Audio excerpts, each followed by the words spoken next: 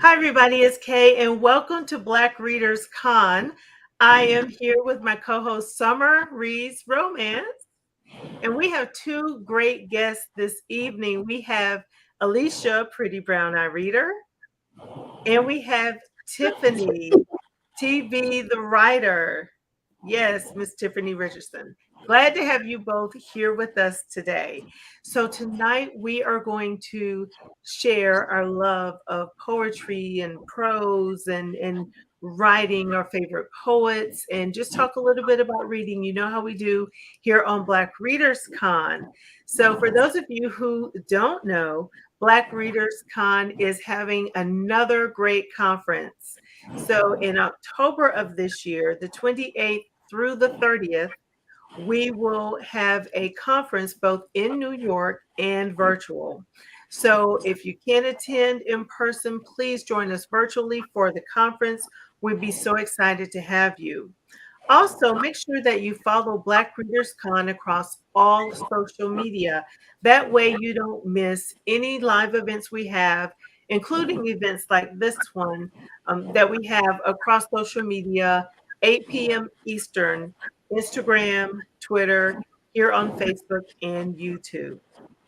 So I'm really excited tonight, and I know our guests are excited to be here. So I'm going to start by just asking you ladies a few questions about yourselves so that our viewers will know who you are and get an idea about your love of books and reading. So let's start with what I feel is a very simple question. Well, let me back up even further than that. I'm going to give you all an opportunity, I should say, to tell us a little bit about yourself, and then I'll get into the questions to get to know you even more. So, Alicia, let's start with you. Just tell us a little bit about yourself. Okay. Well, I'm a Southern girl at heart. I have lived my entire life in the state of Georgia. So, um, I love pretty much anything Southern. So I love Southern literature and I love to read poets that are from the South. And hopefully we'll talk about some of those tonight. I came about my love of reading. I'm not even sure how. It was just kind of something that was encouraged by my family. So I just Mhm. brought in and just kept on reading, and it's something that I enjoy. In the past, I have coordinated a book club at my local library, and that's one way that I was able to share. I'm always recommending, lending books, just enjoying it. So in 2016, I believe, I started a YouTube channel with the name Pretty Brown Eyed Reader. And it comes from people always telling me, "Oh, you have the prettiest brown eyes," or even Nice. the mint condition song to me. And I'm like, okay. So that was the way that I came about the channel name. And then transfer, I eventually joined um, Instagram, use the same handle as well as Twitter. So Well, thank you. Great introduction. Tiffany, tell us about yourself. Hello, I am a indie author. I have three poetry books and one novel written. I am an avid reader. I've been reading since probably kindergarten when I went to my first library. Ever since then, I've been an avid reader and, as you can see, book hoarder. I love books. Collector. Yeah. Collector. Poetry is definitely one of my favorite genres of books. I love all forms of poetry. I love to write poetry. I am the moderator of a book club on Facebook called Black Girls Read Too. And I am also the admin and moderator of a Facebook group for indie authors of color called Big Black Chapters, where we network and just work with other writers to get them into self publishing. And you are fantastic at leading book club discussions as Yes. well. I have to say the special yay for indie authors. We love indie authors. Yes. So I want to take a moment to welcome all of our guests who have just joined. Thank you all for being here with us this evening as we share our love for poetry.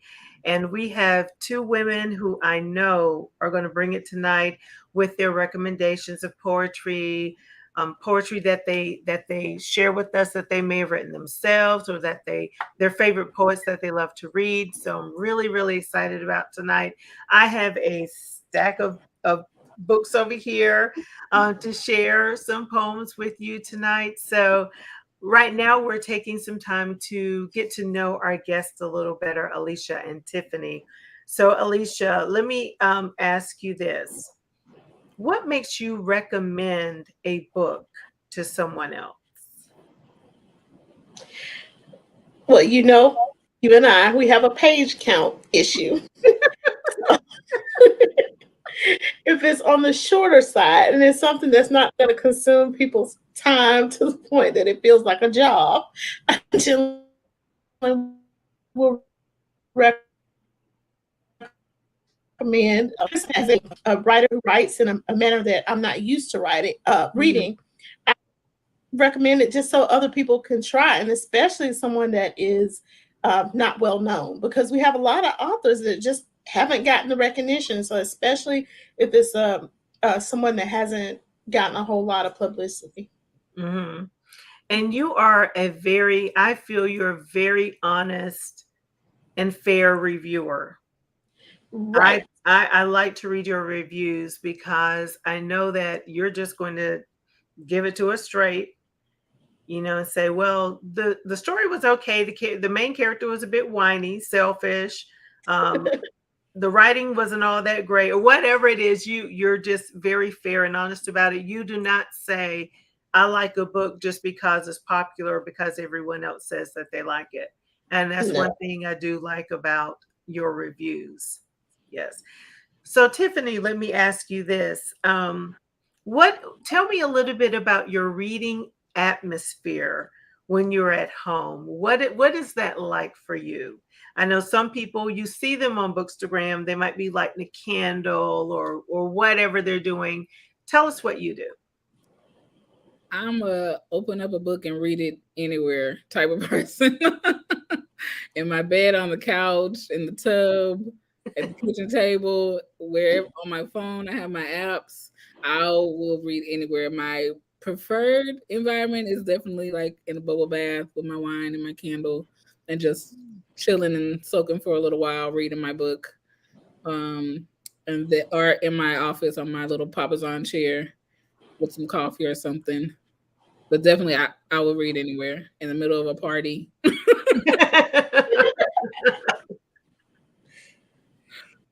I've seen that. I gave my nephew a book for Christmas, and he was sitting there at a wedding reception reading the book. So yeah, I've seen that live and in living color. So Alicia, let me ask you this question: are you a poly reader? I am a poly reader. I usually try and keep it different genres. Like I may be reading a nonfiction and a fiction at the same time, Mm-hmm. or a play and something fiction. Also the format. So I maybe have one book I'm listening to on audio while I'm reading something else on my Kindle. Okay. Tiffany, how do you choose the books that you read? Are you a cover girl, or do you have a favorite author? Tell us a little bit about how you choose what you read. I am definitely a cover girl. If that cover is pretty, I'll read it. I do read the synopsis before, because some covers are pretty, and I'm like, okay, let me make sure this is my Mm-hmm. cup of tea before I purchase it. But I definitely am a cover girl. I'm also a mood reader, so it has to be. It just depends on my mood what I'm going to be reading at the moment. Mm-hmm. Okay. So, Alicia, do you like to buy your books, most of your books, or do you patronize the library more? I'm a huge library person. It feels like free shopping. I've I never heard that term, but you're right. Yeah, it's like free shopping. And sometimes they give you bags too. I know. Gifts. I mean, bookmarks, everything. Mhm. So, yeah, I use the library a lot. Mhm. What about you, Tiffany? I am definitely a purchase. A Kindle ebook Mhm. online. I do go to the library. I love the library. My problem with the library is I always forget to return my books to the library. That can happen. Yeah, You for know, the and donation.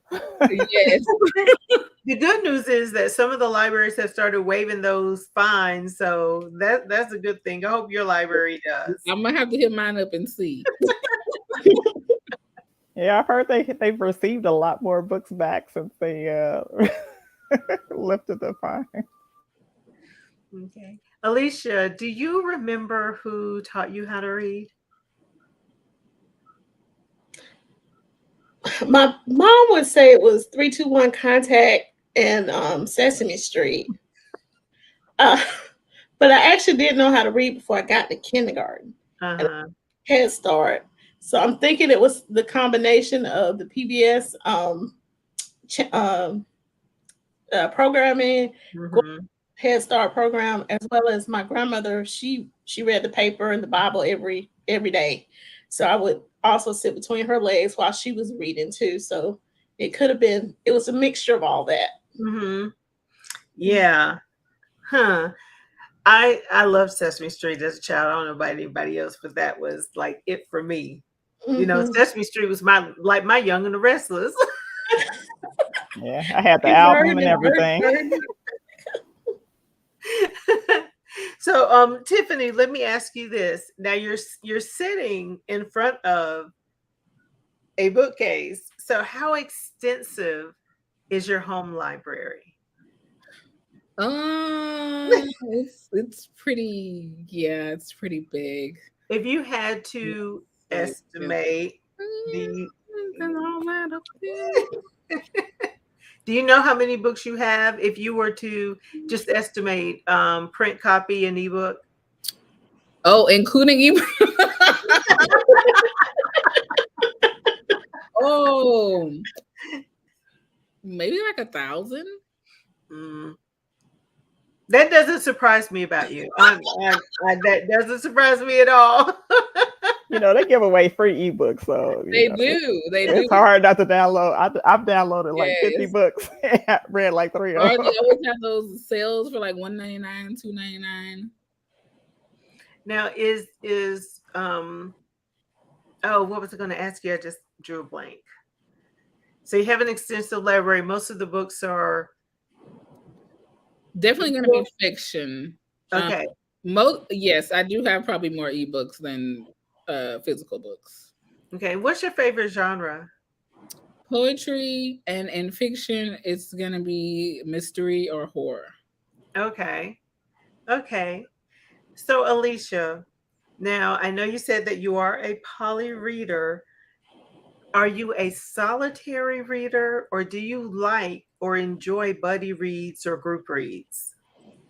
I like buddy reads and group reads because it's like a social social connection, as well as you can talk junk about the book, especially with something that's just really not going good.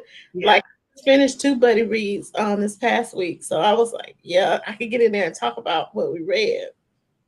Have both of you read Yellow Wife by Sadika Johnson? I Yes. am reading it right now. You're reading it right now. Okay. So, in case you did not know, for the two of you and for those of you watching, Black Readers Con is currently in we're currently reading Yellow Wife by Sadika Johnson. We just had a midpoint check in last weekend here on Facebook and YouTube. So you can go back to either our YouTube page or our Facebook page and watch the replay. But on April 29th, 8 p.m. Eastern, we're going to have the final discussion on Yellow Wife. So for all of you who are um, those who enjoy buddy reads or group reads, please join us for the discussion. If you finish the book, come on in and listen to see what everyone else thought about it. Okay. I was yelling So, all in case DMs about the yellow wife. Oh, poor Summer. That was a tough book for her because Summer loves the happily ever after, and she's a romance reader mostly. That one was a little rough, but she finished the book in one day. Oh wow. Oh, Oh, I read fast, but at least I had Kay and other people to scream at when I was going through the book. That's the great thing about group reads. She mhm. survived. Yes. Yes. So tonight we're gathered to talk about reading poetry because poetry to me is just, oh, how do I describe it? It can be such a beautiful art form of expression, and I read in color. And I think all of you ladies read in color too. It surprises me when people say they can read things, but they don't use their imagination along with what they're reading. They just read what's on the page. To me, I call that reading black and white. But all of us, I think, reread in color because we can imagine everything that we see on the page and it can play out in our minds. And poetry kind of does that for me as well. So we have a definition of poetry that we want to share with you. So, poetry is a type of literature that conveys a thought, describes a scene, or tells a story in a concentrated lyrical arrangement of words. Poems can be structured with rhyming lines and meter, the rhythm and emphasis of a line based on symbolic beats. Poems can also be free form, which follows no formal structure. So, and then there are several different types of poetry, and we're just going to share a few with you. So, rhyme poetry, I think this is probably the most well known, where your poem follows a particular rhyme scheme. Okay. Then we have free verse, and with free verse poetry, it doesn't have a consistent rhyme scheme to it or metrical pattern. It's just you speaking, and but it's still a poem even though it doesn't rhyme. Now, haiku is a poetry style that originated out of Japan, and it is a three-line poetic form of poetry. The first line has 5 syllables, the second line has 7, and then the third has 5. Narrative poetry is similar to what we would call an epic poetry. It is a narrative poem and it tells a story. Now, with a ballad you can think of in a way as a love song or music. It's a form of narrative verse that could be either poetic or musical. It typically follows a pattern and it usually rhymes. And then a sonnet is a 14-line poem, typically concerning the topic of love, but it doesn't have to. And it just has a certain structure to it as well. So, those are just some poetry types. There are others, but I just wanted to share those types with you. So, we're going to start with you tonight, Alicia, in talking about poetry. So, can you tell us who some of your favorite poets are? Okay. So, Nikki Giovanni is probably who I read the most. Mhm. Nate Marshall, he's out of Chicago. He's a more contemporary poet that I've read both his books. Um, Natasha Trethway, she's in the Georgia Hall of Fame, Writers Hall of Fame, but she's originally from Mississippi, but she was raised in Georgia. Let's see, Lucille Clifton, Alice Walker, Margaret Walker, uh, Langston Hughes, of course. Frank X. Walker, he's one that I like to read as well. So those are a few. Okay. Tiffany? My absolute favorite right now is Rudy Francisco. I also like Langston Hughes, Maya Angelou, Nikki Giovanni. There's another poet. I'm probably gonna butcher his name, but his name is Hanif Abdurrahib. Yes. His books. Okay. Probably didn't say his name right, but I love him. I love his poetry. Um, who else? Upala Chisala. I really like her poetry. And R.H. Sin. I love his poetry as well. Okay. We'll try to capture the names Okay. of the different poets that you're mentioning in the comments. Also, if we don't capture them, if we're not able to capture them, you could always come back to the live and share those here with us. Yeah, I definitely miss some. Okay, so Alicia, do you have any poetry books that you want to share with us? Well, since I use the library, a lot of the books that I Mhm. would recommend that people have, um, I don't actually have a physical copy, and then I Okay. Kindle as well. So a lot of people don't know where to start with poetry. So I would Mhm. recommend start with the anthology. Mm.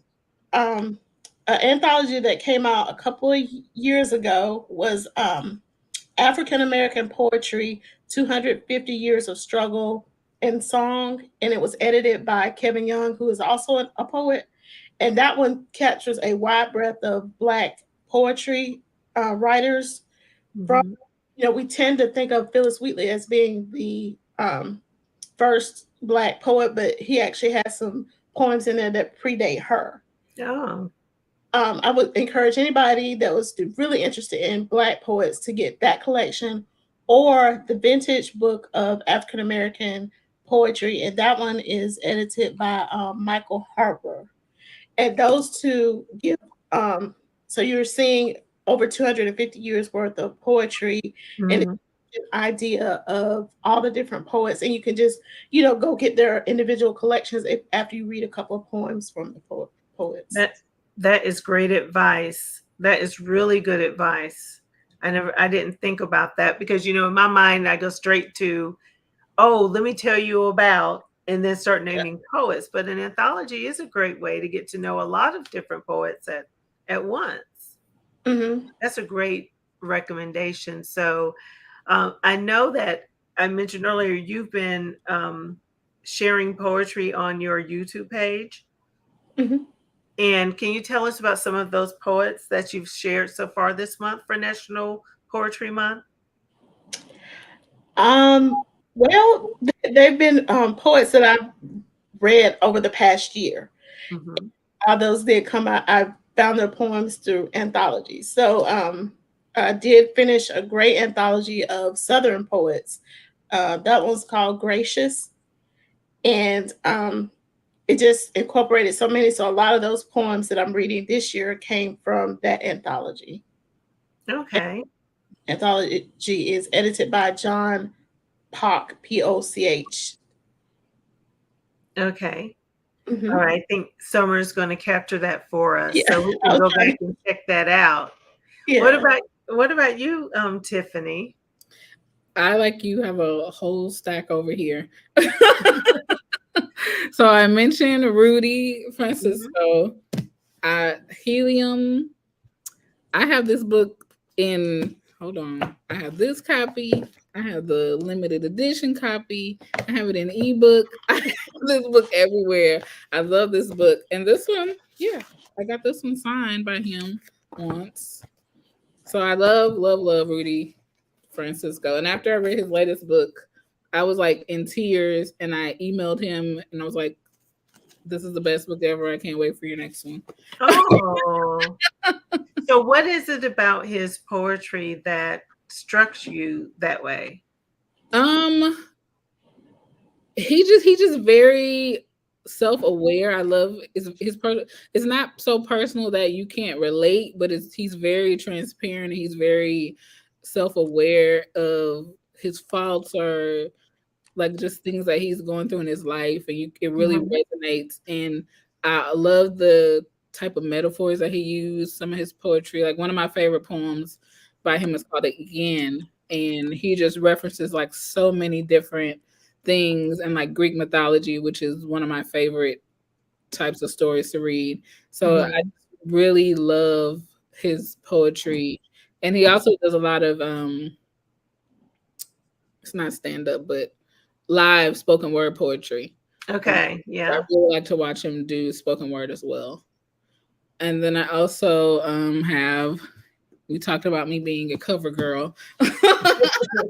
Definitely picked this one up because we're Black Girl Called Home by Jasmine Mans. And it actually was twins. It definitely was a really good collection here.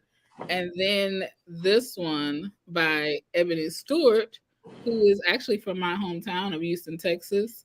But this cover just gave me life. I was like, let me see what she's writing about. And I really like this one too. I'm sorry, what's the name of that one again? This was called Home Girlhood, Okay. and it's Ebony Stewart. Ebony with an I or a Y. She has a Y at the end of her name. Okay. We just want to make sure that that Summer can capture that in the Yeah, comments. I But forgot the name that quick.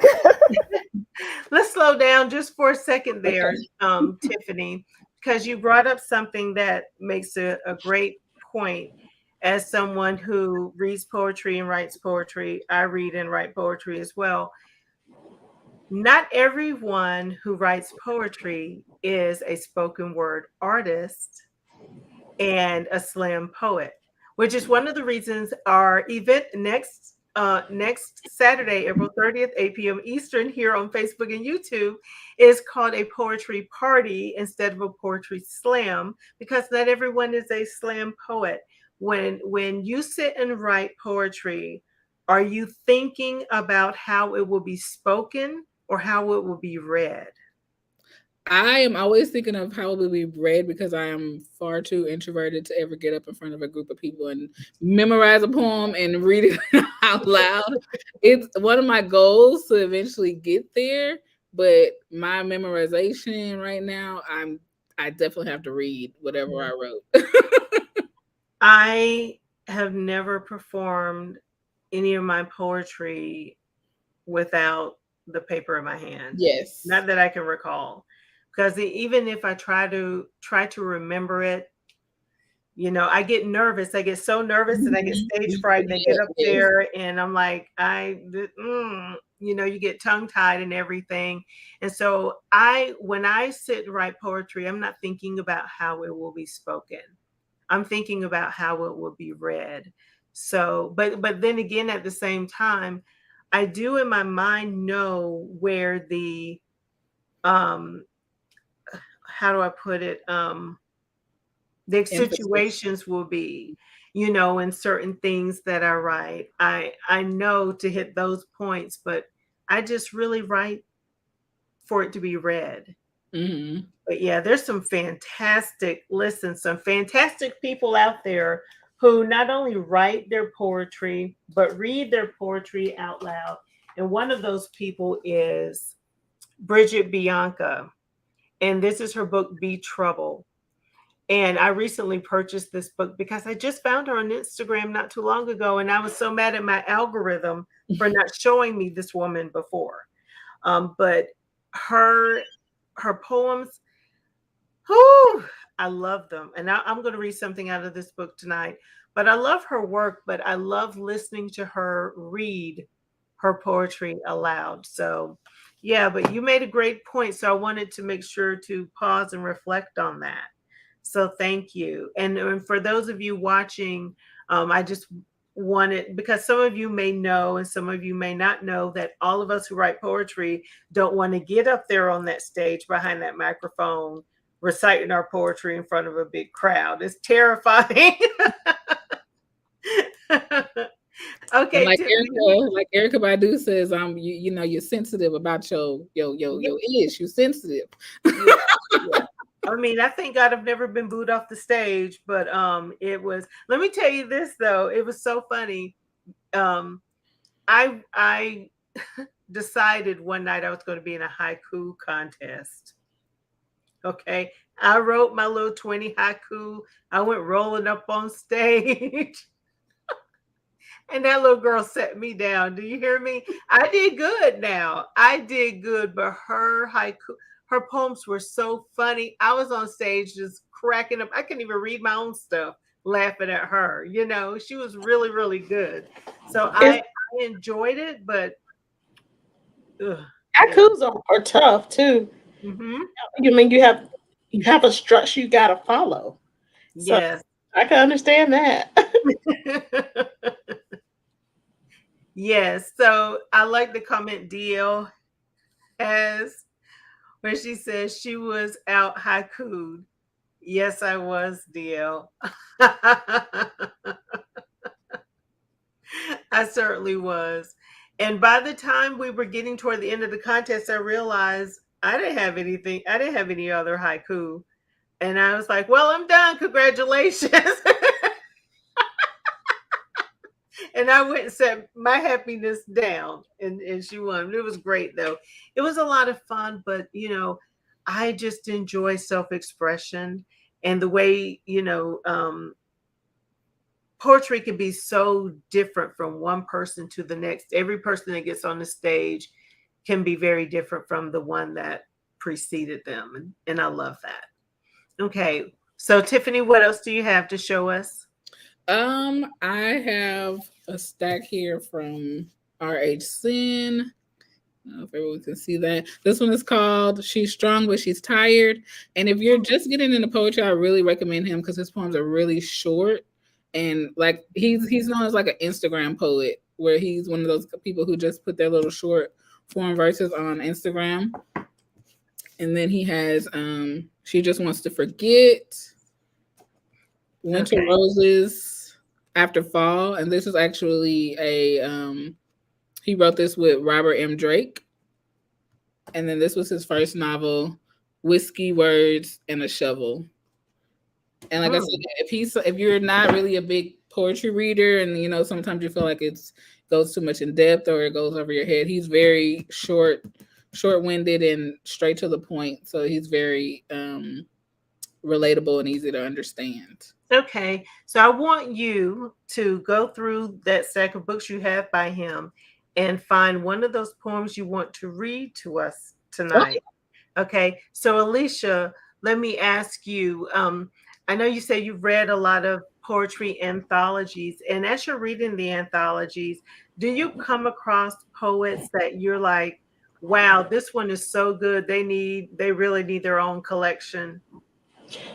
Yes, and I go look for to see if they have a collection. Like there's a poet, older poet, Calvin Forbes. I had never heard of him before until I read Mhm. anthology. So I went back and got and started reading his poetry, and it's really good. So yeah, I do look for to see if they have something coming out, or if they're already established. A contemporary anthology is Breakbeat Poets, and it's published. They have several volumes, and they're published by Haymarket Books. And that's how I found a lot of contemporary poets is through those Breakbeat Poet volumes. They Hmm. release one like every year. So far this year, and I know it's only April, but Yeah. who do you think is maybe your favorite poet that you've read so far this year? Ooh. Is that hard to say? Or give us like your top three that you may have read this year. Okay. So far this year, um, it's a Jamaican poet, Una Marson. She's deceased now. I read her collected works, and she was awesome. She could rhyme, and I always admire a poet that can rhyme within a line, at the end Mhm. of the line, and then make a complete story. Because I'm like, how do you pull those words out? How Yeah. the rhythm going? So I really enjoyed her work, and she wrote a lot about Jamaica and her time in England Mhm. because she worked for the BBC. And so I just got really just engrossed into her poetry earlier this year. So I would think that she probably is the favorite that I've read so far this year. Okay. All right, Tiffany, have you found one of the poems you wanted to share with us? Oh yes, I did. Okay. It's, like I said, it's really short. This is one I actually posted on my Facebook page when I read it in his book, and I took a screenshot. This one is: You told me I never find someone like you, and I smiled because that was my wish all along. And that's the poem. I want to share a poem by Tariana Tank Ball from Tank and the Bangas. And this collection is about a relationship that she was in. And I really like this collection, but this is my favorite poem in this book, and it is called Sun and Moon Folk. I used to call you sun and I your moon. We gave each other such important names so early in the day. Maybe I can see why you turned eclipse. Never thought that the names would become bigger than the sky that carried them. I guess you didn't want the responsibility of brightening my day in that way. Didn't know that you never wanted to gleam like that. But you should know. I didn't call you son with the intent for such a responsibility. I called you son because when I saw you, I shined. And that's the point. I really did like that. Oh, that means so much to me, and I know I just read that to you all. Um, I called you son because when I saw you, I shined. You made me that happy. I was glowing when I saw you, you know. But I didn't realize calling you baby or maybe, some of those other pet names was going to be such a big deal that you felt like you had to live up to this big responsibility because I'm calling you baby or honey or sweetie or whatever. That's how the conversation kind of goes in my mind. But she's saying, look, when you call me baby, that made me happy, but I didn't know that was going to be such a problem for you. Too much responsibility. That's how I read the poem. But that's my interpretation. So let's talk about interpretation a little bit. All four of us can read the same poem and have a very different interpretation of the poem, right? So when you read a poem and you think in your mind, okay, this is what it's about, and then someone else comes along with completely different thought, how does that make you feel? Are you more of the that ain't what that's about, or are you more of the, oh, I never thought about it that way? I'm definitely I never thought about it that way because I'm very much a big believer that you can't really review poetry because like you said, everybody's gonna have their own interpretation. It's gonna resonate with everybody the same way. And unless you're really like seeing the poet read it live, it's kind of hard to gauge what they mean or what they're trying to say in the poem. So I'm definitely I never looked at it that kind of way. What about you, Alicia? Well, I think I tend to read poetry more with emotion first anyway. Mhm. So if I'm not emotionally connected with the poem, I may not get it at first. So I generally read them again to make sure I'm not missing understanding anyway. Because if I don't connect, then I'm just like, they don't know how to write. But then if I go back and read it, like, oh, they did use some figurative language. They got rhyme. And then I said, oh yeah. So I approach it second analytically, but first with the emotion. So are you very critical when it comes to reading poetry, Alicia, do you think? Since you I read am. so much of it. I am. It is a lot of it is just personal preference. So Mhm. if I don't see it again, if I don't connect with it, I don't see if they're really telling a story. Like I can't even remember who it was, but I read a poet. Literally every other word was a cuss word. What are you saying? You haven't given me no picture. You haven't given me a theme. You haven't given me any meaning to the words you put on this piece of paper other than cuss words. Mhm. Just totally, the review wasn't so good. And Right. I get that. I get that. So Tiffany, do you have another poem you want to share with us? Um, sure. I had one I pulled up. Let's see. Let me get back in here.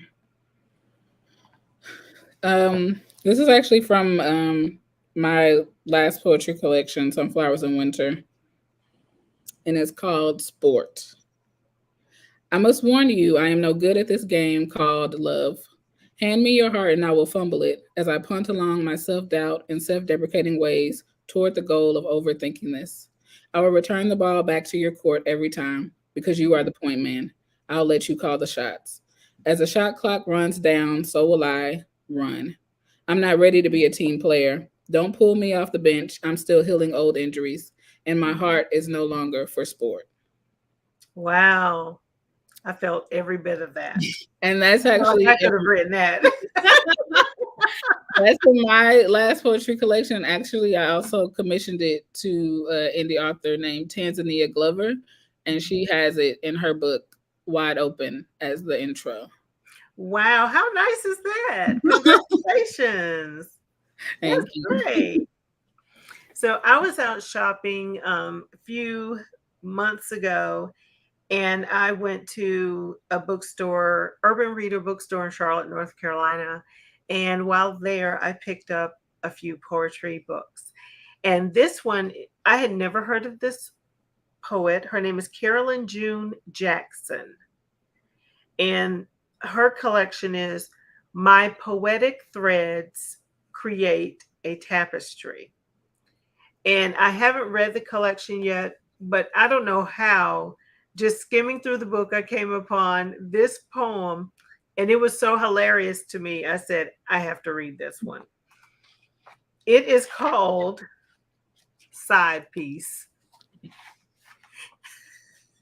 Now, let me tell you a little bit about her. She was so she's from Virginia, one of five siblings. In 1968, she graduated from Washington Lee High School in Arlington, Virginia. So she's mature, okay? But this poem cracked me up, and I said, oh, yeah, I'm reading this one on the live. Side piece. He swore up and down she was just his niece. All this time, she was his secret side piece. He kept her hidden on the backside of town. Daddy left a queen to hold a harlot down. We never thought he would abandon our camp, being seen in public with the town's infamous tramp. I could not understand the type of spell she cast that would seduce him to abandon us so fast. Daddy worked hard at the factory, had plenty of cash. He gave every single penny to that piece of trash. She had a home, a sports car, and a platinum card. Our home looked like Sanford and Son's side yard. The woman seduced Daddy with so many lies. We didn't fault her, it was him we despised. He prided himself on being fast and slick. He spent his free time with an over the hill trick. Mama loved that man who was once her king. He was charming, handsome, wore an earring. Casanova showed no interest in his wife, his kids or wife. He treated us like dirt while living a pimp's life. Mama once told us Daddy was a notorious flirt, always in the streets chasing young short skirts. When he deserted her, she would not speak his name. She became a recluse, hiding in her shame. Daddy's spare rib sent word that he died. His back alley concubine wept at his bedside.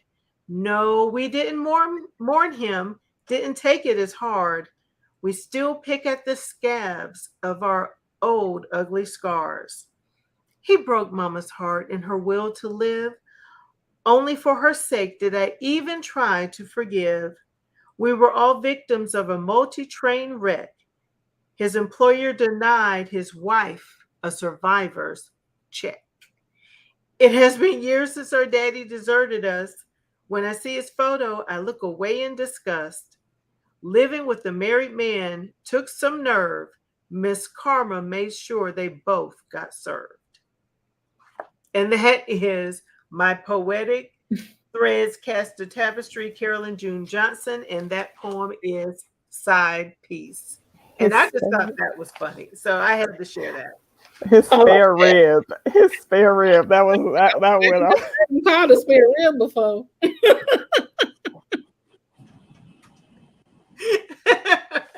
So what did okay, Alicia, put your critical hat on. What did you think about that one? I love it because I like it. First of all, it had a lot of rhyme in it, so I really Mhm. like that. And then it had humor in it, and that's a skill to be able to put humor over into a poem. So Mhm. I did too. Tiffany? That spare rib line, you could definitely interpret that a couple of ways because a wife is supposed to be a man's rib, Yep. and she's his side, so that's his spare rib, his extra rib. I can't wait to get into the rest of her collection to see what else she had to share because I just really enjoyed that one. And I do have one I want to share for summer because this one's a love poem. And I know how, this one will be up your alley, Summer. Yeah, I just realized I bought one of my favorite romance writers. She wrote a hero that was a poet, and then she wrote a book of poems by that character. And I bought Oh, that, and I love the poetry in there. So go ahead. this is our girl, Nikki Giovanni. This is Chasing Utopia, and the poem is called Spring Blooms. Everyone knows in spring love grows among the birds and the bees and the humans too. That squiggly worm which makes the soul turn also falls in love. The robin gets up as an early bird should to catch a careless bug, but maybe the robin has made a mistake and simply wanted a hug. At any rate, I need a date with you to watch the moon bloom. We'll sit and we'll chat about this and that, and maybe like that owl and that cat, we'll dance by the light of the moon, the moon. We can dance by the lights of the moon. So that's a nice romantic poem for you, Summer. Thank you. I Okay. actually. Mhm. Oh, go ahead. Oh no, the poem that I was looking for today was a poem by Nikki Giovanni, and I think the hard thing for me with poetry is because I don't know the story behind the words. I know you're supposed to interpret it, Mhm. but I like to know what the author's thinking. And I saw a PBS special with Nikki Giovanni, and she was talking about when she was overcoming cancer, healing from chemotherapy, and she would barely make it downstairs, and she was watching this bird make a nest, and so every day she would watch every day this bird make parts of this nest, and then she read the poem, which I don't have, but it was just so impact. I felt so much more impactful knowing the story behind it. I just loved Mhm. it. I wish I could have found it, but yeah, I do like Nikki Giovanni. So, Tiffany, let me ask you this. When you're writing your poetry and you have your own personal story behind it, do you ever share that in your books, what the story leading up to that creative process was to create that poem, I should say? Or do you just say, you know what, I want the reader to read it and interpret it any way that they can? Yes, I the latter. I want the reader to take whatever from it they want to take from it. Mhm, But like in instances where I'm being talking to somebody or something and they ask me, I would give background if they asked. mhm. Mhm. So I want to ask anyone who is watching if you have any questions for our panelists tonight. And if you do, please put those questions down in the chat. So Summer, you did have one poetry book that you wanted to share with us. I think you said you found one. Yeah, because I bought it, and I totally forgot because I remember because I didn't know it was National Poetry Month. April was National Poetry Month until last year, and this book, I don't know if you guys can see it. It's called The Book of Niles by Alexandria House. The story is about it's a love story with a dressmaker and a poet, and it's just in the story he's a performance poet, so he's like always saying poetry or whatever. And so she brought some of the poets poems from the book and some extra ones in this book. And I just, because I love, I love the romance story. It's just, I love, you could feel how much he loved her and how much he like was kind of obsessed with her in these poems. So I just, it's one, and I don't know if it's a spoiler if somebody wants to read the book, so I probably shouldn't read the whole book, but it's a book called Lady in Red. Um, it's just I'll just read the first couple of lines. I remember the first time I saw you. It wasn't that long ago. You were sitting in the middle of hell, looking like heaven, fine, beautiful, no, regal. Royalty came to the hood that night, gracing the subjects with her presence. And I don't want to go into because some of it is like spoilers for the book, but it's just I just love the words and Mm-hmm. when it goes with the story it was really cool, and it just came out on audiobook actually this month, so I can't wait to listen to that. Okay. So, Tiffany, when you're writing, are you thinking about the meter in the poem and the melodic pattern of the poem when you write, or is it more just about expression? Are you trying to get your words to fit the meter, or is it more like, you know what? Well, for haiku, you have to, of course, because you have to meet the syllable count. But when you're just writing poetry, um, and maybe you've already answered this because your poetry is meant to be read and not necessarily spoken. But when you're writing it, do you think about that? When I'm writing, not so much like because when I write, I first write like a first draft and then I'll go back and Mm-hmm. I'll play with a little bit so that it does have more of a nice flow and rhythm to it. Definitely, like you said, with the haiku, I definitely stick to the structure of that form Mm-hmm. of poetry. But with my other books, it's more of a free verse and just whatever I'm feeling in the moment, expressing myself. Okay. So, Alicia, let me ask you this: do you prefer um, poetry that rhymes, or do you like free verse? It doesn't matter as long as you connect to it. Um, I like a little rhyme every now and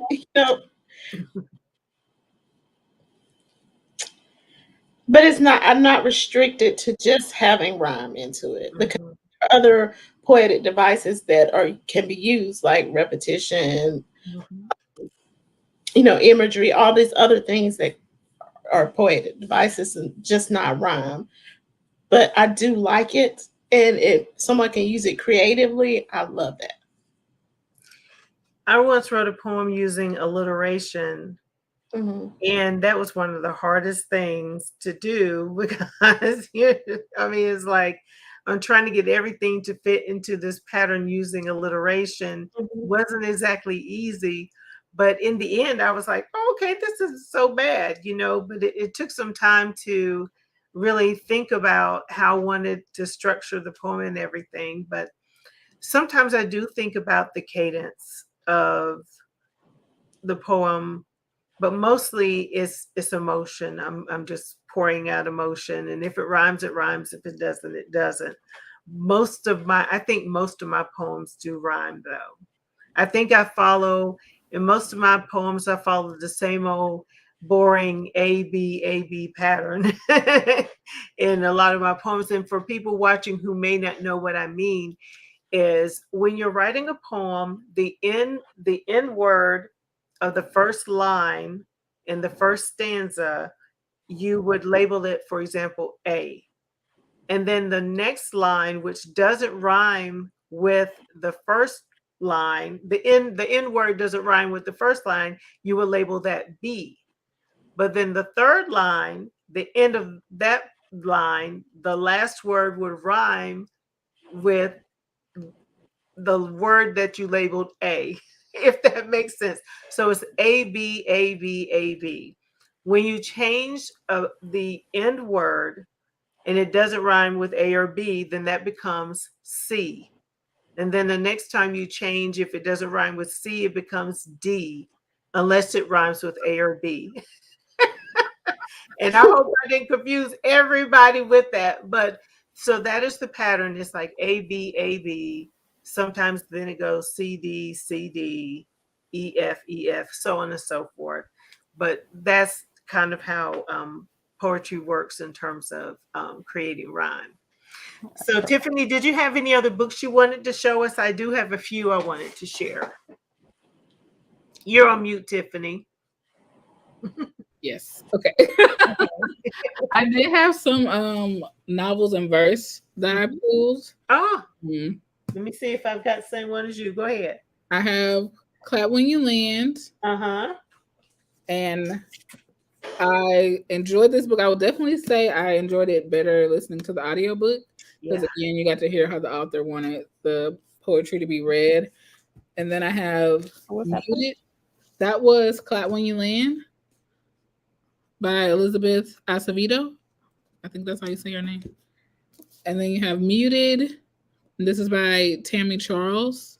And this is kind of like Grown by Tiffany D. Jackson, but it's in verse. Oh. And then African Town is actually a novel in verse. And it's actually like short stories, Mm-hmm. but it's in verse as well. Who's the author? This is by Irene Latham and Charles Waters. Okay. And then this one, Nothing Burns as Bright as You by Ashley Woodfolk. And this is like a romance story in verse. Okay. That's all the ones I have for. I thought you were going to pull this one out. I do have that one. The Poetess. Have you read this one, Alicia? I have. I Yeah. love it. Yeah. I loved it. I had started it out on audio, and like halfway through, I said, I have got to buy this book. So I bought that one. I have another collection by our girl, Nikki Giovanni. This one is the selected poems of Nikki Giovanni. I bought this one, Three Pens of Capital Lean by Doc and Akili, who are bookstagrammers. And this one just came out just a few weeks ago. So I haven't had a chance to read that whole collection yet. I already showed you Vulnerable AF by Terriana Tank Ball. I absolutely have to show this one because I'm a fan. The Rose That Grew from Concrete, Tupac Shakur.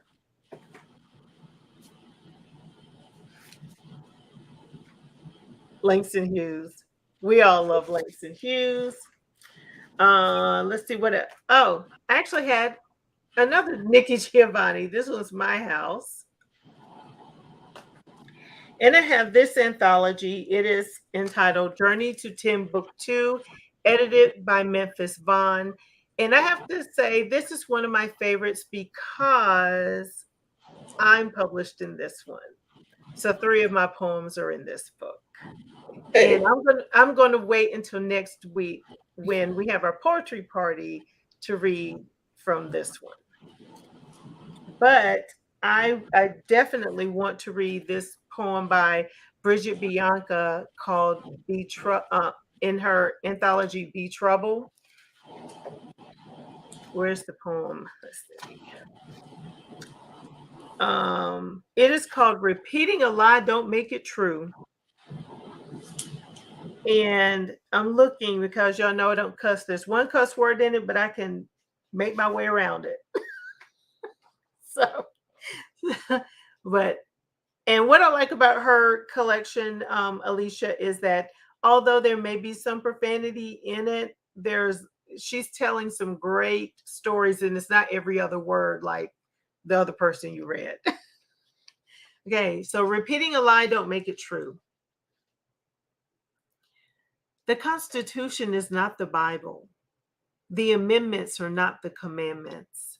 Your forefathers are not Father God, Jesus Christ, or the Holy Spirit. They're not even fallen angels. They were men, flesh and blood. Do not take them in wafer or wine. They will neither feed your soul nor nourish your spirit. You will starve waiting for them to deliver you. From the Browning of America, there is no red-capped mothership coming to take you to the promised land. Speaking of promised land, as in acres, what you got on my 40, homie? But I digress. This land of milk is spoiled and spilt. This land of honey is no more. Your industrialization has killed the bees. Your leaders are false prophets with more concern for lost profits and launching rockets and lining their pockets with the NRA's blood money than the loss of school kids. Isn't it funny that the kings you serve are jesters? These dreams you have of a simpler time where people weren't so sensitive and offended and triggered, they are dust, they are filament, they are figments of your imaginations. Do you understand that they are a mirage? There is no great American paradise nestled in the past, waiting to come around again. Your flag is not the crucifix. When I kneel in its presence, I am not repenting. I am perhaps tying my shoe or ducking to miss the bullish spewing from your mouth. Your anthem is not the Lord's Prayer. It is a fairy tale. It is a lie. And repeating it don't make it true. And so we, the people, created equal, have suffered under evils insufferable, and declare these men were then and now still unfit to be rulers of free people, and so charge them with breaking and entering our lands, breaking and entering our minds, breaking and entering our bodies, breaking and entering our bodies, breaking and entering our bodies. And we, the jury of their deepest, the jury of their darkest, the jury of their fears, find them guilty and you complicit in their sin. And that is Bridget Bianca. I absolutely love that poem. And I can't wait to read that entire collection because wow, whew, that one just gave me chills when I read it the other day. Just fantastic work. Love it. So I almost forgot. I know it's our hour, but before we go, ladies, if you're willing, I have a game. Okay. Are you ready? Yes. Okay. So I'm going to read a line. We're going to write a poem. Okay. Don't be nervous. It doesn't have to rhyme. I'm going to read the line. I'll go first. We're going to do it 3 times and see what we come up with. Okay. I'll do the first one. Tiffany, you do the second line. Alicia, you do the third. And Summer, you do the fourth. Summer, you're going to do it. It doesn't have to rhyme. It's going to be 3 rounds and it's going to be fun. Okay. It's just fun. Okay. And I'm going to start the first line. It's going to be real easy. Okay. Here's the first one.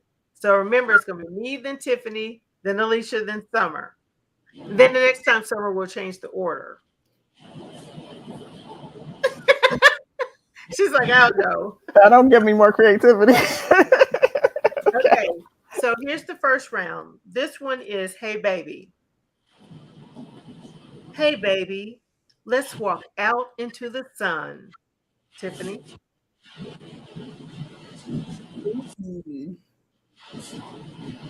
Hand in hand until we are one.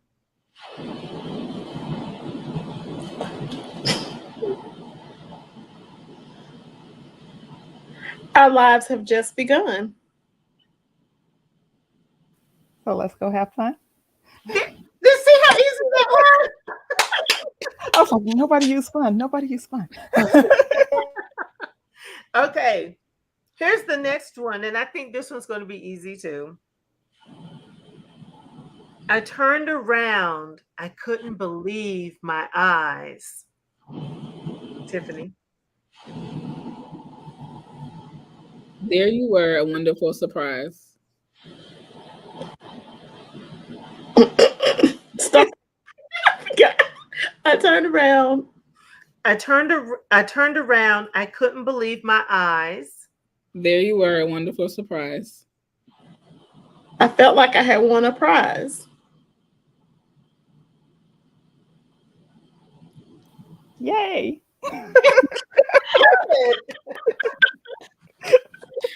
It doesn't have to rhyme, Summer, so that's good. Okay, so here's the last one. It feels so good to see you today. I want to hold you in my arms each and every day. There are so many things I would like to say. So you lead the way. Yay, that's good. It's over, Summer. You can relax.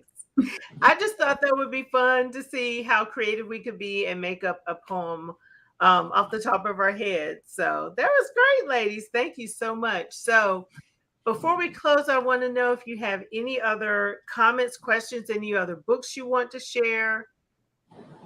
Yes, Summer. Oh, no. No, my light was falling. Oh, I thought you were waving your hand. No. Any questions or comments from those who are watching? Please drop them into the chat. So, Just say something. oh yeah. So I'm not a big poetry reader, but I do like. Well, I like hip hop. You know, I'm a kind of '90s snob with hip hop. So how do you guys feel as like counting hip hop as poetry? Is it equal? Is it just different? Or 'cause I remember Kay, you were saying about rhyme. And I was like, I love how Common puts so many words, so many meanings in one line and rhymes. To me, I mean, rap is poetry. It's just poetry to a beat. Mm-hmm. That's That's how I real feel. rap. Real rap lyrics are poetry. I mean, that's why our girl Nikki Giovanni has Still Life tattooed on her because she was an admirer of Tupac. So yeah. Mhm. Mhm. I agree. I would definitely say it depends on who it is and the artist and the song. Like you said, Common, definitely. I know he's taboo right now, but Kanye West, Kendrick Lamar, J. Cole, I definitely think those type of people are definitely poets. Oh yeah, yeah. I mean, because to me, again, it's following the rhyme scheme. You know, for the most part, the scheme is A B C D C D, and so and they. It's interesting how people can come up with words to rhyme or make them sound like they rhyme. You know, so yeah, when I listen to, well, I'll even say this: I was writing songs when I started writing songs in high school, and my main thing was, oh, I got to make sure the end rhymes. You know, for the songs, it made sense to make the endings of each sentence rhyme. So to me, it all goes back to being a little girl watching Sesame Street, like we talked about earlier, and you fall in love with nursery rhymes. Those are Mhm. really the first poems that you learn as a child, those nursery rhymes. Jack Dr. Sprat could Seuss. eat no fat, his wife could eat no lean, you know? So between the two of them, they lit the platter clean, you know? So we learned that as kids. Do I rap? No, Raymond, I do not. Oh man, I thought she was about to. She's gonna break us all the words. I thought she was a freestyle. I'm like, oh. I don't Yeah, know if I Raymond was have. trolling me or if it was a serious question. I don't know, Raymond, if which one you were doing, but the answer is no. I don't rap. I'll rap somebody else's song, but I don't create my own. No. I tried to do that for somebody else, and it just sounded like a poem. It sounded like I was trying too hard, I guess you would say, because I don't write in that style, the kind of style I think that the person, would rap. So it was weird. It was kind of outside of my lane. Yeah.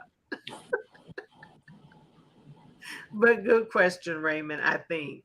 If you're not trolling me like you always do. Any other comments or questions? Okay, well, thank you all so much for being here tonight. I really, really appreciate it. Summer and I were like, well, we got to do a poetry night for National Poetry Month, and we're so glad that you ladies agreed to come on and share with us. So next week, April 30th, 8 p.m. Eastern, Facebook and YouTube, we're going to have a poetry party with several ladies getting together and sharing our love of poetry. So Alicia, I don't know if do you write at all or do you just read poetry? Long time ago, I used to write, but no, I haven't written anything in years. Okay. But if you write anything this upcoming week and you want to share it with us Saturday night at 8 p.m. here on Black Readers Con, you're more than welcome to do so. I know Tiffany is going to share some of her poetry with us. We have other ladies that are coming, and it is going to be a poetry party. Just everybody sharing and embracing each other and celebrating each other and the creativity that we've all been blessed with. So thank you all for coming tonight. And Summer, do you have anything you want to add? Yep, just thank you guys. I learned a lot about poetry. Got some refreshers from like seventh grade about different types of poems and all that. So yeah, it was definitely interesting, and I'll probably look up some of these people, some of the people you guys recommended. So remember, if you're not already, again, to follow Black Readers Con across all social media so that you don't miss great events like this one. Our conference is October 28th through the 30th, both in New York and virtually. And we hope to see you all at the conference. So we're going to say good night to you all and have a good evening.